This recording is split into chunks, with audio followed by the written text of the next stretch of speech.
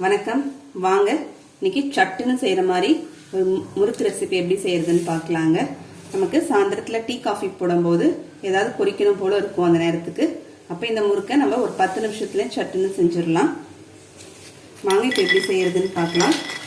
இப்போ ஒரு மிக்சி ஜாரில் ஃபர்ஸ்ட் நம்ம பொட்டுக்கடலையை அரைச்சிக்கலாங்க.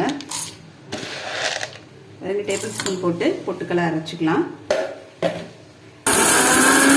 இப்போ ஒரு பவுலில் ஒரு சலிக்கிறதுக்காக மாவு சலிக்கிறதுக்காக கரண்டி வச்சுக்கலாங்க. ஒரு கிளாஸ் அளவுக்கு அரிசி மாவு எடுத்திருக்கேங்க. இந்த அரிசி மாவு பார்த்தீங்கன்னா நான் கடை அரிசி மாவு தான் எடுத்திருக்கேன். ஒரு கிளாஸ் அரிசி மாவு எடுத்துக்கிட்டோம்லங்க. அதே கிளாஸாலேயே 1/4 கிளாஸ் அளவுக்கு இப்போ நம்ம அரைச்ச பொட்டுக்கடலை மாவை இதில் சேர்த்துக்கலாம். 1/4 கிளாஸ் கடலை மாவு சேர்த்துக்கலாம். டேபிள் ஸ்பூனில் பார்த்தீங்கன்னா ஒரு 2 டேபிள் ஸ்பூன் கடலை மாவு, 2 டேபிள் ஸ்பூன் பொட்டுக்கடலை மாவு எடுத்துக்கலாம். நம்ம இல்லை எந்த கப்பால் எடுக்கிறோமோ அதால 1/4 கப் எடுத்துக்கலாங்க. இப்போ முதல்ல இதை சலிச்சிடலாம். மாவு வந்து நமக்கு சலிச்சிட்டோம்னா எண்ணெயில் வெடிக்காமல் இருக்குங்க. இப்போ நம்ம சலிச்சிட்டோங்க. மாவுக்கு தேவையான அளவுக்கு உப்பு சேர்த்துக்கலாங்க. நான் 1/2 ஸ்பூன் உப்பு சேர்த்துக்கிறேன். கொஞ்சமாக பெருங்காயத்தூள் சேர்த்துக்கலாம். 1 ஸ்பூன் ஜீரகத்தை நல்லா கசக்கிட்டு சேர்த்துக்கலாங்க.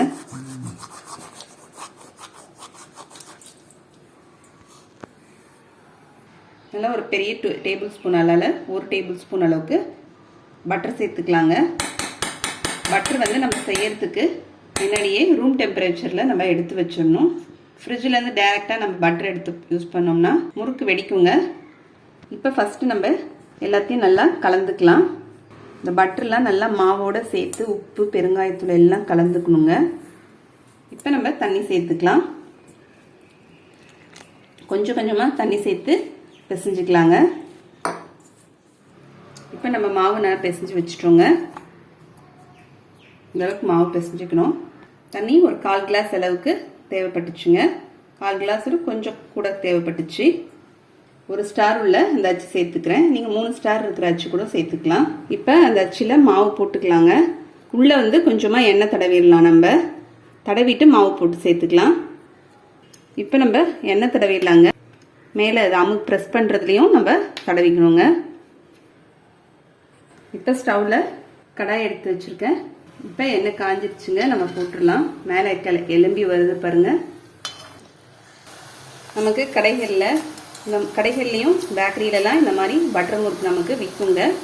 ஆனால் கடையில் வாங்குறத முறுக்கு எப்பயுமே நமக்கு ஃப்ரெஷ்ஷாக செஞ்சு சாப்பிடும்போது அதோட டேஸ்ட்டே ரொம்ப சூப்பராக இருக்கும். நமக்கு இந்த வீட்டில் ரொம்ப சுலபமாகவும் நம்ம செஞ்சுக்கலாங்க. நம்ம ஸ்டோர் பண்ணியும் வச்சுக்கலாம் டப்பாவில் போட்டு. இது ரொம்ப செவந்துலாம் வராதுங்க. எண்ணெய் ஓசை அடங்கினோடனே நம்ம எடுத்துடலாம். ரொம்ப சாஃப்டாக வாயில் வச்சோடனே கரையிற மாதிரி இருக்கும். இப்போ நமக்கு பேக்கரி ஸ்டைலில் பட்டர் முறுக்கு ரெடி ஆயிடுச்சுங்க. ரொம்ப சாப்பிட்றதுக்கு ரொம்ப டேஸ்ட்டாக இருக்கும். ரொம்ப கிறிஸ்பாகவும் இருக்குங்க. நீங்களும் இது மாதிரி செஞ்சு பாருங்கள். செஞ்சு பார்த்துட்டு எப்படின்னு கமெண்ட் பண்ணுங்கள். உங்களுக்கு அந்த வீடியோ பிடிச்சிருந்தா லைக் பண்ணுங்கள், ஷேர் பண்ணுங்கள், சப்ஸ்கிரைப் பண்ணுங்கள். அடுத்த வீடியோவில் பார்க்கலாம். தேங்க்யூ.